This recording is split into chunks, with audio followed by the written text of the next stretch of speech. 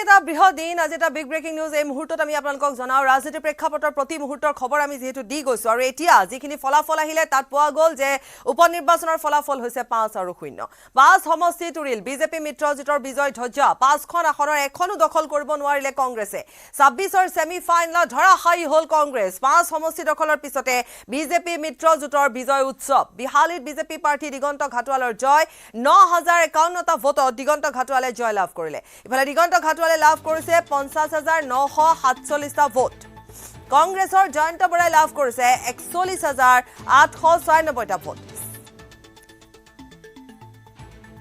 আৰু এয়া হৈছে দিগন্ত ঘাটোৱালৰ আমি জনাইছো যে কিমান ভোটত জয়ী হৈছে দিগন্ত ঘাটোৱাল ইয়া বিহালীৰ প্ৰাৰ্থীগৰাকী তেওঁৰ যেহেতু প্ৰায় টক্কৰ আছিলে জয়ন্ত বৰাৰ সৈতে বিজেপি আৰু এই মুহূৰ্তত আমি সিডলিৰো খবৰ জনাম গতিকে প্ৰত্যেক সমষ্টিৰ 5টা সমষ্টিৰ আমি খবৰ জনাই গৈছো আৰু 5খন আসনৰ এখনো যেহেতু কংগ্ৰেছে দখল কৰিব নোৱাৰিলে সিডলিত এয়া নিৰ্মল কুমাৰ ব্ৰহ্ম আৰু হাইষ্ট মাৰ্জিন দেখিবলৈ পোৱা গৈছে সিডলিত 5 সমষ্টি দখলৰ পিছতে বিজেপি মিত্ৰজোঁটৰ এয়া বিজয় উৎসৱ বিহালীত যেনে ধৰণে আমি কলোৱে দিগন্ত ঘাটোৱালে জয়লাভ কৰিছে 9051টা ভোটত দিগন্ত ঘাটোৱালে জয়লাভ কৰিছে তেওঁ মুঠ ভোট লাভ কৰিছিল 50947টা জয়ন্ত বৰাই লাভ কৰিছে 41896টা ভোট নিৰ্মল কুমাৰ ব্ৰহ্ম ইউপিপিএলৰ প্ৰাৰ্থী যিগৰাকী তেওঁ 37016টা ভোটত তেওঁ জয়লাভ কৰিছে 95243টা ভোট তেওঁ লাভ কৰিছে এবাৰ আমি বঙাইগাঁৱৰ জনাম বৃহৎ জয় বঙাইগাঁও অগপ প্ৰাৰ্থীগৰাকী 35164 ভোটৰ ব্যৱধানত জয়লাভ কৰিছে দীপ্তিময়ী চৌধুৰীয়ে 35164টা টোটেল তেওঁ ভোট পাইছে 76734টা বৃহৎ ব্যৱধানত তেওঁ জয়লাভ কৰিছে দীপ্তিময়ী চৌধুৰীয়ে পৰাস্ত কৰিছে কংগ্ৰেছৰ ব্ৰজেনজিৎ সিংহক দীপ্তিময়ী চৌধুৰীয়ে কলোৱে আমি 77736টা ভোট তেওঁ লাভ কৰিছে আৰু ইফালে ব্ৰজেনজিৎ সিংহই 39570টা ভোট তেওঁ লাভ কৰিছে আৰু এবাৰ আমি আহিছো ধলাইত বিজেপিৰ নিহাৰ ৰঞ্জন দাসৰ জয়লাভ নিহাৰ ৰঞ্জন দাসে মুঠ ভোট পাইছে 68759টা আৰু মাৰ্জিন ব্যৱধানত 9017টা ভোটৰ ব্যৱধান আমি এই মুহূৰ্তত নীলোৎপলৰ ওচৰলৈ যাম সামগুৰিৰ খবৰ নীলোৎপলে আমাক দি আছে নীলোৎপল ইতিমধ্যে আমি সকলোখিনি খবৰ আমি জনাই গৈছো দৰ্শকসকলক উৎসৱমুখৰ পৰিৱেশে সামগুৰিত বিৰাজ কৰিছে সকলোৰে দৃষ্টি সামগুৰিতে আছিলে নীলোৎপল নিশ্চয় পাপৰি আমি দেখুৱাইছো বৰ্তমান এক উৎসৱমুখৰ পৰিৱেশে বিৰাজ কৰিছে আৰু আমি দেখুৱাইছো এয়া ডিপ্লু ৰঞ্জন শৰ্মা বৰ্তমান এয়া তেওঁলোকৰ যি সমৰ্থকসকলক বৰ্তমান সম্ভাষণ জনাইছে আৰু এয়া চাওক বৰ্তমান যি তেওঁলোকৰ সমৰ্থকসকলৰ উল্লাস চাওক সামগুৰিত যি 24টা বছৰৰ পিছত যি কংগ্ৰেছৰ পৰা বিজেপিয়ে সামগ্ৰীত যি কংগ্ৰেছৰ যি ৰকিবুল ৰাজৰ যি অন্ত পৰিছে ৰকিবুল হুছেইন এটা পুত্ৰ তানজিল হুছেইনক যি সামগ্ৰী গতাই দিয়াৰ বাবে এবাৰ নিৰ্বাচন অৱতীৰ্ণ কৰাইছিলে কিন্তু ৰকিবুল হুছেইনৰ আশাত চেঁচা পানী পেলাই ডিপ্লু ৰঞ্জন শৰ্মাই কাঢ়ি নিলে সামগুৰি যি ৰকিবুল হুছেইন যিজন ৰকিবুল হুছেইনে সামগুৰিত এইবাৰ নিৰ্বাচনী বাতৰি সংগ্ৰহ কৰিবলৈ যোৱা সাংবাদিককো আক্ৰমণ কৰাইছিলে সেইগৰাকী ৰকিবুল হুছেইনৰ অহংকাৰ দৰ্প চূৰ্ণ হৈছে ৰকিবুল হুছেইনৰ আৰু ৰকিবুল হুছেইন মই বৰ্তমান দেখুৱাইছো যে এয়া তানজিল হুছেইন যি তানজিল হুছেইন হুছেইনৰ কথা যদি কওঁ তেওঁ এগৰাকী যথেষ্ট এগৰাকী ভদ্ৰ এগৰাকী যুৱক কিন্তু তানজিল হুছেইনে কেৱল মাত্ৰ পিতৃৰ অহংকাৰৰ বাবেই পৰাজয়ত মুখ দেখিব লগা হ'ল আৰু বৰ্তমান ডিপ্লু ৰঞ্জন শৰ্মাক পুনৰ ভিতৰলৈ লৈ যোৱা হৈছে যিহেতু হাজাৰ হাজাৰ সমৰ্থক আছে সকলোৱে তেওঁ সম্ভাষণ জনাব বিচাৰিছে আৰু এনে পৰিৱেশ যিমান হেঁচা ঠেলা হৈছে যাৰ পৰিৱেশতে বৰ্তমান দেখুৱাইছে যে আৰক্ষীয়ে বৰ্তমান যি পৰিস্থিতিক নিয়ন্ত্ৰণ কৰিব লগা হৈছে আৰক্ষীয়ে সেই স্থানৰ পৰা যিসকল সমৰ্থকক তেওঁলোকক আঁতৰাই পঠাবলৈ বাধ্য হৈছে কাৰণ যথেষ্ট সংখ্যক বৰ্তমান ইয়াত যিহেতু লোক আছে যথেষ্ট সংখ্যক লোকে ভিৰ কৰিছেহি আৰু আমি এয়া দেখুৱাই আছোঁ বৰ্তমান যিসকল বৰ্তমান যি বিজেপিৰ যি সমৰ্থক আছে আমাৰ যিগৰাকী ফটো সাংবাদিক তেওঁক আহিবলৈ অনুৰোধ কৰিছে তেখেতক আহিবলৈ দিয়ক আমাৰ যি আমি আহিবলৈ অনুৰোধ কৰিছোঁ আমাৰ পোনপটীয়া সম্প্ৰচাৰ চলি আছে বৰ্তমান জিলা আয়ুক্তৰ কাৰ্যালয় গেট বন্ধ কৰি দিয়া হৈছে সকলো সমৰ্থকে ডিপ্লু ৰঞ্জন শৰ্মাক এবাৰ তেওঁক ওচৰৰ পৰা মাত লগাব বিচাৰিছে কিন্তু পৰিস্থিতি যিহেতু যথেষ্ট মানুহ আছে হাজাৰ হাজাৰ মানুহ আছে পৰিস্থিতি নিয়ন্ত্ৰণৰ বাবে সকলো লোকক বৰ্তমান তাৰ পৰা আঁতৰাই পঠিওৱা হৈছে আৰু ডিপ্লু ৰঞ্জন শৰ্মাই বাহিৰলৈ আহি পেলাই যেতিয়া তেওঁৰ যিসকল সমৰ্থক আছিল তেওঁলোকক যেতিয়া সম্ভাষণ জনাইছিলে সকলো আনন্দিত হৈ পৰিছিলে আৰু পুনৰ নগাঁও সদৰ সমষ্টিৰ বিধায়ক ৰূপ শৰ্মা ডাঙৰীয়া আছে পুনৰ ৰূপ শৰ্মা ডাঙৰীয়া ওচৰলৈ যাম যথেষ্ট আনন্দ উল্লাস আৰু আপোনালোকৰ বাবেও বা সঁচাকৈ কোনেও হয়তো নাভাবে ৰাজনৈতিক বিশেষজ্ঞসকলেও কেতিয়াও ক'ব নিবিচাৰে চামগুৰিত ৰকিবুল হুছেইনক কোনোবাই পৰাজিত কৰিব বা তেওঁৰ পুত্ৰৰ কথা পুত্ৰক জয়ী কৰিবলৈ তেওঁ সৰ্বোচ্চ উজাৰি দিছিলে কিন্তু আশাত চেঁচা পানী পৰিল চাওক এতিয়া যিমানখিনি ভোটৰ লিড ইতিমধ্যে হৈছে 26,900 আৰু এই ভোটটো ৰাইজে কৈছে সিমান ভোটৰ ৰকিবুল হুছেইন জিকা নাছিলে তাৰমানে গোটেই পৰিৱেশটো কিমান সলনি হৈ গ'ল দেখা পাইছে আপোনালোকে যে আমি কৈ আছিলোঁ যে আমি জিকিম কিন্তু ইমান যে এটা বৃহৎ ভোটত জিকিম আৰু ৰাইজে যে ইমানখিনি যে আমাক যে ভোট দিব বা আশীৰ্বাদ কৰিব আমি ভবা নাছিলোঁ গতিকে সঁচাকৈ আজি খুব আনন্দিত হৈছোঁ আৰু দীপৰঞ্জন শৰ্মা এজন যোগ্য প্ৰাৰ্থী তেওঁ জয়ী কৰিছে গতিকে আগন্তুক সময় চামগুৰি সমষ্টিত এক নতুন গণতান্ত্ৰিক প্ৰতিষ্ঠা হ'ব প্ৰতিষ্ঠা হ'ব উন্নয়নৰ দিশত আগুৱাই যাব মাননীয় মুখ্যমন্ত্ৰী মহোদয়ে ইতিমধ্যে কৈছে যে চামগুৰিক নতুন আমি সজাম গতিকে মুখ্যমন্ত্ৰী মহোদয়ক মই ধন্যবাদ জনাইছোঁ আৰু 5টা সমষ্টি আমি জয়ী হৈছোঁ তাৰ কাৰণে সমূহ ৰাইজক আমি ধন্যবাদ জনাইছোঁ নিশ্চয় নিশ্চয় ৰকিবুল হুছেইন এইবাৰ যিমান ভোটত পৰাজিত হৈছে সিমান ভোটত ৰকিবুল হুছেইন জয়ী হোৱা নাছিলে মন্ত্ৰী কেশৱ মহন্ত ডাঙৰীয়া আছে পুনৰ জানিবলৈ চেষ্টা কৰিম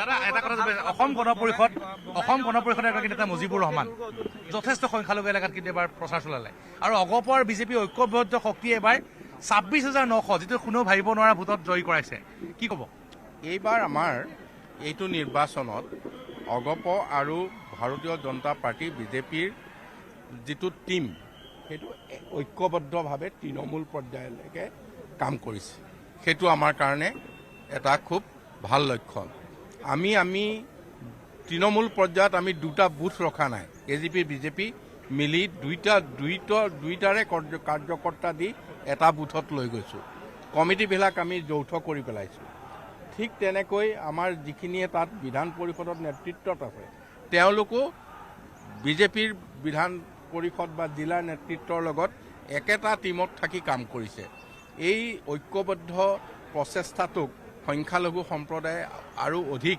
ওচৰৰ পৰা প্ৰত্যক্ষ কৰাৰ কাৰণে তেখেতসকলে ইয়াত সহযোগ কৰোঁতে বিনা দ্বিধাই সহযোগ কৰিছে আৰু আমাৰ মুখ্যমন্ত্ৰীৰ নেতৃত্বত সকলোৰে আস্থা আৰু বিশ্বাস বাঢ়িছে এই কথা আজি প্ৰমাণিত অগপ বিজেপি ইউপিপিএল এই মিত্ৰজোঁটে এইবাৰ 5খন আসনত অৱতীৰ্ণ হৈছে 5খনতে জয়লাভ কৰিলে 5খনতে জয়লাভ কৰিছে আজি বঙাইগাঁৱত জয়লাভ কৰিছে দীপ্তিময় চৌধুৰী মই তেওঁক অভিনন্দন জনাইছোঁ আৰু লগতে বঙাইগাঁও অসম গণ পৰিষদ দলৰ নেতৃবৰ্গ বা কৰ্মকৰ্তাই নহয় মই ভাৰতীয় জনতা পাৰ্টি আৰু ইউপিপিএলৰ সকলো নেতৃবৰ্গ আৰু কৰ্মকৰ্তাক মই ইয়াৰ পৰাই ধন্যবাদ আৰু কৃতজ্ঞতা জ্ঞাপন কৰিছোঁ তেখেতসকলৰ যথেষ্ট কণ্ট্ৰিবিউশ্যন বঙাইগাঁৱত আছে এই ফলাফলে মিত্ৰজোঁটত বিশেষকৈ 26ৰ কাৰণে কেনেধৰণে উৎসাহ যোগাব বুলি আপুনি ভাবে 26ৰ কাৰণে আমাক সকলোৱে এটা কথা এইবাৰ উপলব্ধি কৰাই দিব যে আমি খুব ঐক্যবদ্ধভাৱে যুঁজিলে অসমত হয়তো বৰ বেছি 2-4টা সমষ্টিৰ বাদে বাকী নাথাকিব য'ত আমি যুঁজ ভালকৈ দিব পাৰিম অৰ্থাৎ সংখ্যালঘু আপোনালোকৰ পিনে আহিছে গতিকে অহাবাৰলৈ আজি যিটো ধাৰণা আছিল এই ভুল ধাৰণাটো এতিয়া সম্পূৰ্ণ শুদ্ধ হ'ল এতিয়া সংখ্যালঘু সংখ্যাগুৰু সকলোৱে একে মঞ্চতে কাম কৰি যাব নিশ্চয় ডাঙৰ এটা ভুল ধাৰণা দূৰ হ'ল বুলি কৈছে কিন্তু কামাখ্যা প্ৰসাদ আছা ডাঙৰীয়া আছে আৰু তেওঁৰ পৰা আমি জানিবলৈ পুনৰ চেষ্টা কৰিম কাৰণ কামাখ্যা প্ৰসাদ আছা ডাঙৰীয়াই চামগুৰি সমষ্টিত যেতিয়া ৰকিবুল হুছেইনৰ ৰাজত্ব চলিছিলে তেতিয়াও তেওঁ চামগুৰিত সমানেই প্ৰচাৰ চলাইছিলে আৰু তেতিয়াও তেওঁ চামগুৰিত আহি গড় হত্যাৰ বিৰুদ্ধে কিন্তু উদাত্ত কণ্ঠৰে তেওঁ ভাষণ দিছিলে আৰু আজি চামগুৰিত ৰকিবুল হুছেইনৰ পুত্ৰক পৰাজিত কৰি নিশ্চয় আনন্দিত হৈছে আৰু কি ক'ব এই সময়ত ভাবিব নোৱাৰে ৰকিবুলৰ পুত্ৰ বুলি নক'ব এইটো এটা চিম্বল ৰকিবুলৰ পুত্ৰটো নিমিত্তহে এইটো বিশেষকৈ কংগ্ৰেছৰ যিটো সন্ত্ৰাস ভাবুকি বিভিন্ন ধৰণৰ নিগেটিভ পলিটিক্স যিটো আছিলে তাৰ অৱসান ঘটিছে ৰকিবুলৰ পুত্ৰটোক আমি ভিক্টিমাইজ নহয় তেওঁলোকে কংগ্ৰেছৰ বেয়া কৰ্মৰ ফল আজি তেওঁলোকে দেখিব পালে পিতৃ জীয়াই থকা পাছত পুত্ৰৰ পৰাজয় এইটো বহুত দুখৰ কথা মই তেওঁ ভৱিষ্যতত তেওঁ ৰাজনীতি কৰক সেইটো বেলেগ কথা কিন্তু ভৱিষ্যতত এনেকুৱা বেয়া ৰাজনীতি কৰিব নালাগে যিটো ৰাজনীতিৰ দ্বাৰা মানুহক স্পৰ্শ কৰি যায় ৰকিবুল হুছেইনৰ কাৰণে পুত্ৰ ক্ষতিগ্ৰস্ত হ'ল নেকি 100% কংগ্ৰেছৰ কাৰণে হ'ল দলটোৰ কাৰণে হ'ল কাৰণ পুত্ৰত তানজিল হুছেইন বোলা মানুহজনটো কোনো চিনি নাপায় তেওঁক দুখ দি লাভ নাই তেওঁৰ গোটেই ইলেকশ্যনটোতো তেওঁৰ আপুনি যদি যিকোনো মাইনৰিটি এৰিয়াত যায় তেতিয়াহ'লে দেখিব যে মাইনৰিটি এৰিয়াৰ ডেভেলপমেণ্ট যিটো নাই হোৱা ইয়াৰ কাৰণটো তানজিল নহয় তাৰ কাৰণটো কংগ্ৰেছ কংগ্ৰেছে কোনদিন যাবই নিদিয়ে তাত। আমিও আগতে মাইনৰিটি এৰিয়াত যাবলৈ 10 বাৰ ভাবিব লাগে, আগতে যাবলৈ ভয় লাগিছিলে। ইভেন ইয়াৰ আগৰ নিৰ্বাচনটো যিটো গোস্বামী যেতিয়া নিৰ্বাচন অৱতীৰ্ণ হৈছিলে, হিমন্ত বিশ্ব শৰ্মা ডাঙৰীয়াৰ গাড়ীটো আক্ৰমণ কৰিছিল, আপোনালোকে দেখিছে। গতিকে এটা ইতিহাস, বেয়া ইতিহাস আছে। চামগুৰি গ'লে ভয়ৰ ইতিহাস। ইয়াৰ পৰা মানুহে মুক্তি বিচাৰিছে। আমি নিমিত্ত হৈ আমাৰতো এইবিলাক আমি জনসাধাৰণে ভোট দিব, তাততো নেতাই ভোট নিদিয়ে। গতিকে জনসাধাৰণে নিজে বিচাৰিলে যে নাই ইয়াৰ পৰা অৱসান ঘটিব লাগে। মানুহে নিজে ক'লে নাই নাই আমাৰ এইবাৰ নহ'ব, এইবিলাক ধৰ্মীয় ৰাজনীতি, বেলেগ ধৰণৰ ৰাজনীতি, ভাবুকিৰ ৰাজনীতি, এইবিলাক ৰাজনীতি নহ'ব। তাৰ ফল কিন্তু আজি দেখিবলৈ পাইছে। সেইকাৰণে মই নিশ্চিতভাৱে জনসাধাৰণৰ শক্তিটোক নমস্কাৰ জনাইছোঁ, কৃতজ্ঞতা জনাইছোঁ যে তেওঁলোকে এনেকুৱা আৰম্ভ কৰিছে। আৰু কংগ্ৰেছে, মই ভাবোঁ কংগ্ৰেছ দূৰলৈকে ক্ষমতাৰ কথা ভাবিব নালাগে। এতিয়া অকণমান তেওঁলোকে কেইদিনমান ৰেষ্ট লোৱা ভাল। আজি জিলা আয়ুক্তৰ কাৰ্যালয়ৰ সন্মুখত আবতীয়া দীপাৱলী হৈছে, আবতীয়া ফাকু হৈছে, হোলী হৈছে আৰু এতিয়া ঈদো হৈছে। বিহালীত কি হ'ল দেখিছেনে? কালিলৈকে তেওঁ কৈছিলে আলি গলিয়ে চাহ খাব বুলি। এতিয়া কি হ'ল কথাটো? চব কথাত একে হৈ নাথাকে নহয়, স্থিতি সলনি হয়।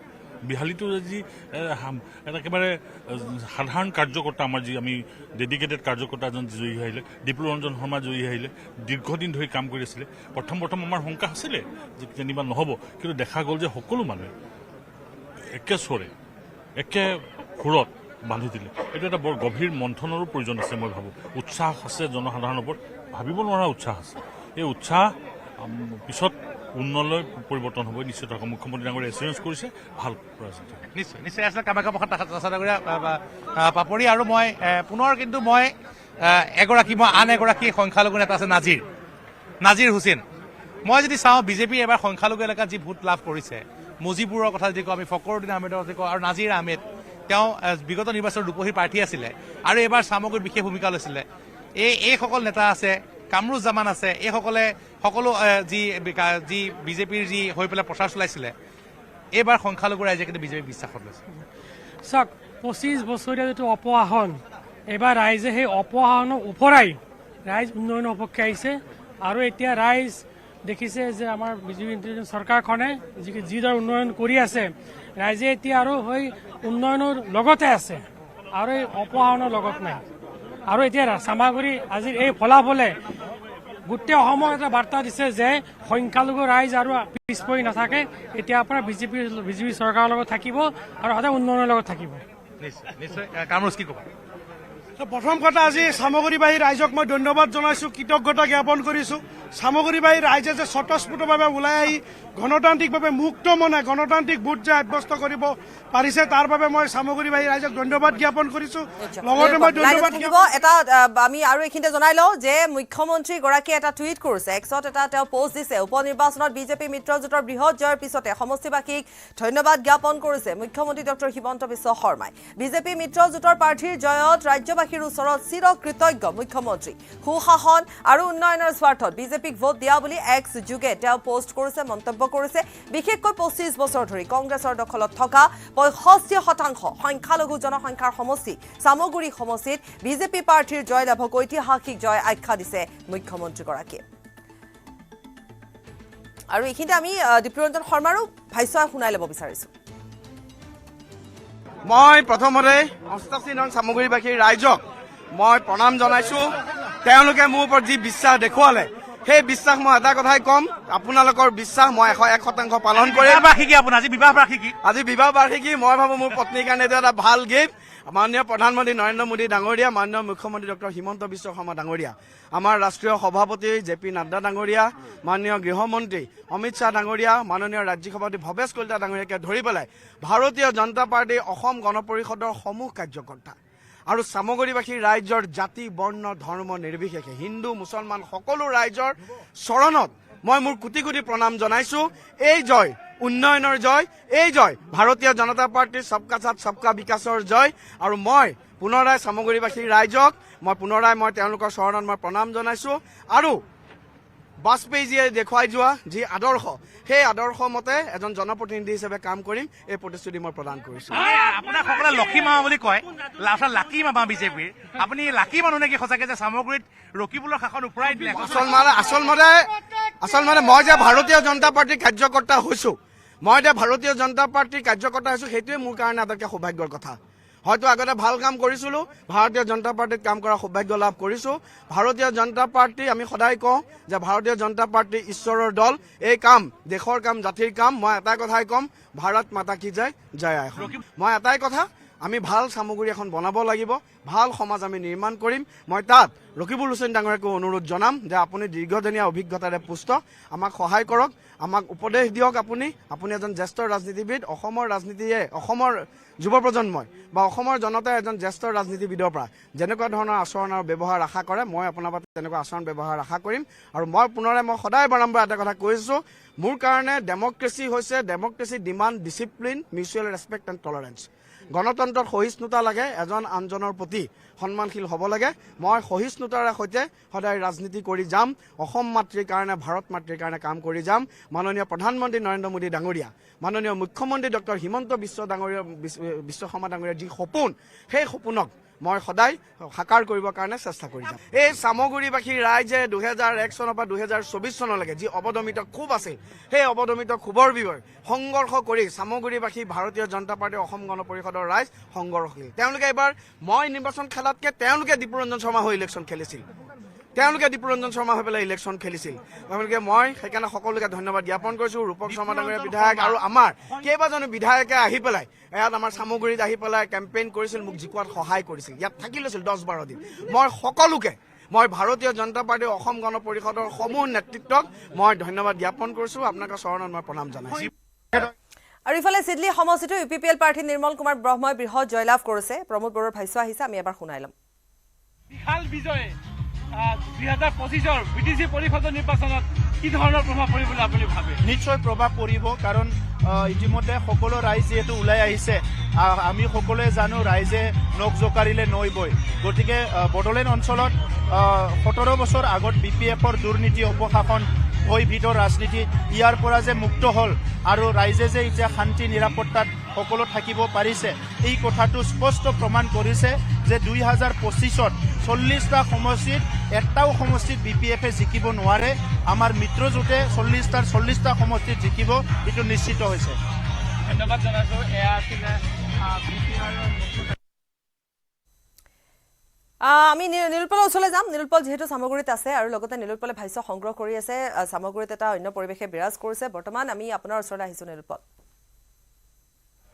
নিশ্চয় নিশ্চয় পাপৰি, যিহেতু মই এটা কথা ক'ব লাগিব যে মানুহৰ যি উৎসাহ দেখিবলৈ পোৱা গৈছে, তাৰ মূল কাৰণটো হৈছে যে 24 বছৰ ধৰি যি ইয়াৰ পূৰ্বেও যে 2011 চনত যেতিয়া প্ৰতিদ্বন্দ্বিতা হৈছিলে, 2011 চনত তেতিয়া কিন্তু প্ৰফুল্ল কুমাৰ মহন্ত জয়ী হ'ব বুলি সকলো আত্মবিশ্বাসী আছিল। আৰু নিৰ্বাচনী ফলাফলৰ পিছত প্ৰফুল্ল মহন্ত যে পৰাজিত হৈছিলে, সকলোৰে উৎসাহ নাইকিয়া হৈছিলে। 2016 পুনৰ জিতু গোস্বামীয়ে তীব্ৰ প্ৰতিদ্বন্দ্বিতা আগবঢ়াইছিলে।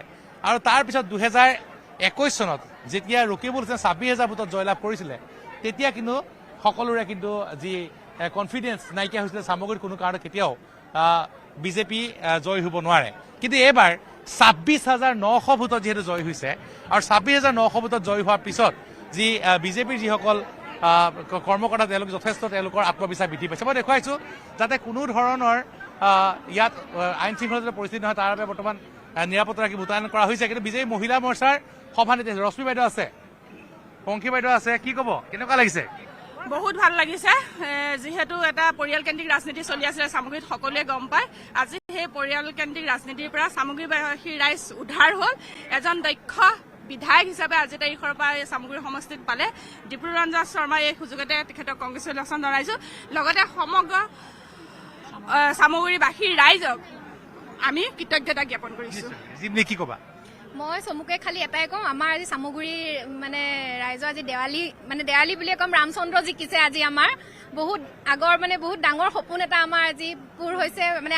আবেগিকো হৈছো, ভাবুকো হৈ গৈছো, একো ভাষা নাই, উৰি থকা নিচিনা হৈছে। দীপলুদা আমাৰ জিকিলে, আমাৰ মৰমৰ দাদা জিকিলে। সপোন আছিল চামগুৰি। বাইদেউ কি ক'ব? হয়, আজি আমাৰ উৎফুল্লিত দিন, গৌৰৱৰে দিন। বহুত দিন আজি এই তোমাৰ যেতিয়াৰ পৰা আজি সঁচা কথা ক'বলৈ গ'লে ভাৰত স্বাধীন হোৱাৰ নিচিনা লাগিছে। আজি ভাৰত স্বাধীন হোৱাৰ নিচিনা লাগিছে আৰু তাতকৈ বেছি নকওঁ। চামগুৰি স্বাধীন হৈছে। মই দেখুৱাইছোঁ চামগুৰিত যি গুণ্ডামি চলে, চামগুৰিত যি অত্যাচাৰৰ ৰাজনীতি চলে, চামগুৰিত যি হিংসাৰ ৰাজনীতি চলে, তাৰ অৱসান ঘটক, সেয়াই সকলোৱে বিচাৰিছে। চামগুৰিত এনেকুৱা এটা পৰিৱেশ সামগ্ৰীত আপুনি সাংবাদিকে যদি দুৰ্নীতিৰ বিৰুদ্ধে বাতৰি ক'বলৈ যায় তেওঁলোকক প্ৰহাৰ কৰা হয়, তেওঁলোকক আক্ৰমণ কৰাৰ চেষ্টা কৰা হয়। সামগ্ৰীত মজিবুৰ পুনৰ আছে, মজিবুৰ ৰহমান শিঙিমাৰী নেতা, অসম গণ পৰিষদৰ নেতা, পূৰ্বে ৰকিবুল হুছেইনৰ সৈতে খুব ঘনিষ্ঠ আছিলে। 2020 চনত 2021 চনত অগপত যোগদান কৰিছিলে আৰু এইবাৰ কিন্তু মজিবুৰ ৰহমানে অতি কনফিডেন্সেৰে কৈছিলে, আত্মবিশ্বাসেৰে কৈছিলে যে শিঙিমাৰীৰ সংখ্যালঘু লোকে এইবাৰ বিজেপিক ভোট দিব আৰু সেয়া সঁচা প্ৰমাণিত হৈছে। মজিবুৰ ৰহমান ডিপ্লু ৰঞ্জন শৰ্মা জয়ৰ আঁৰৰ আন এগৰাকী ব্যক্তি। মজিবুৰ ৰহমান কি ক'ব, কেনেকুৱা অনুভৱ কেনেকুৱা? আমি আগতেই কৈছিলোঁ যে আমাৰ মুছলমান সমাজ এতিয়া আমি বিজেপিৰ লগত থাকিব লাগিব, নহ'লে আমাৰ আৰ্থসামাজিক উন্নয়নটো নহ'ব। গতিকে মুছলমানসকলৰ, আমাৰ মিয়া মুছলমানসকলৰ যে বিজেপিৰ প্ৰয়োজন আছে সেই কথাটো আমি আমাৰ ৰাইজক বুজাইছিলোঁ। ৰাইজে সেই আমাৰ কথাখিনি শুনিছে আৰু শুনাৰ কাৰণেই আজি তেওঁলোকে এনেকৈ যে ভোট দি আমাৰ প্ৰাৰ্থীজনক জয়যুক্ত কৰিলে। তাৰ বাবে মই প্ৰথমতে আমাৰ চামগুৰি সমষ্টিৰ ৰাইজৰ লগতে শিঙিমাৰী জিলা পৰিষদৰ ৰাইজক আন্তৰিক ধন্যবাদ আৰু কৃতজ্ঞতা জনাইছোঁ। আমাৰ এই অভিযানৰ মূল আঁৰৰ মানুহজনেই আছিল আমাৰ অসমৰ মুখ্যমন্ত্ৰী মাননীয় হিমন্ত বিশ্ব শৰ্মা দেৱ। তেখেতকো আমাৰ ফালৰ পৰা আন্তৰিক ধন্যবাদ আৰু শুভকামনা জনাইছোঁ। নিশ্চয় নিশ্চয়, আপুনি কি ক'ব বিচাৰিব? দৰ্পচূৰ্ণ হৈছে, আমি আটাইতকৈ খুচি হৈছোঁ। এইটো ডাঙৰ কথা যে আমি পাৰিছোঁ, আমি টিম অহংকাৰৰ দৰ্পচূৰ্ণ হৈছে, অহংকাৰৰ দৰ্পচূৰ্ণ হৈছে। সামগ্ৰী স্বাধীন হৈছে, ভাৰত এবাৰ স্বাধীন হৈছিল, আজি সামগ্ৰী শ্লোগান সামগ্ৰী স্বাধীন হৈছে। আৰু ৰকিবুল হুছেইনে বিগত সময়ছোৱাত যি হাৰত তেওঁ যি মানুহক অত্যাচাৰ কৰে তাৰপিছত তেওঁ অস্বীকাৰ কৰে। ৰকিবুল হুছেইনৰ যিসমূহ যি অহংকাৰ বা তেওঁৰ যিসমূহ কাম, সেই কাম কাজৰ বলি হ'ল তানজিল হুছেইন, সেয়া সকলোৱে কৈছে। তানজিল হুছেইনে কিন্তু ৰকিবুল হুছেইনৰ সেইসমূহ অহংকাৰৰ ফল ভুগিলে। পুনৰ শশীকান্ত দাস আছে। বিকাশৰ দিশত তেখেতে যি নিৰবিচ্ছিন্নভাৱে আজি যি কৰ্মযজ্ঞৰ সূচনা কৰিছে তাৰে পৰিণতি আজি আমি চামগুৰিত দেখিবলৈ পাইছোঁ, তাৰ সুফল আমি চামগুৰিত দেখিবলৈ পাইছোঁ। আৰু তেখেতৰ বলিষ্ঠ নেতৃত্বত কেৱল চামগুৰিতে নহয়, আজি বিহালীৰ পৰা আৰম্ভ কৰি আজি মিত্ৰজোঁটৰ, আজি গোটেই সমগ্ৰ অসমতে আজি ডক্টৰ হিমন্ত বিশ্ব শৰ্মা ডাঙৰীৰ নেতৃত্বত গোটেই 5টা উপনিৰ্বাচনতে আজি যি জয়লাভ দেখিবলৈ পোৱা গৈছে, নিশ্চিতভাৱে এয়া অত্যন্ত শুভ লক্ষণ।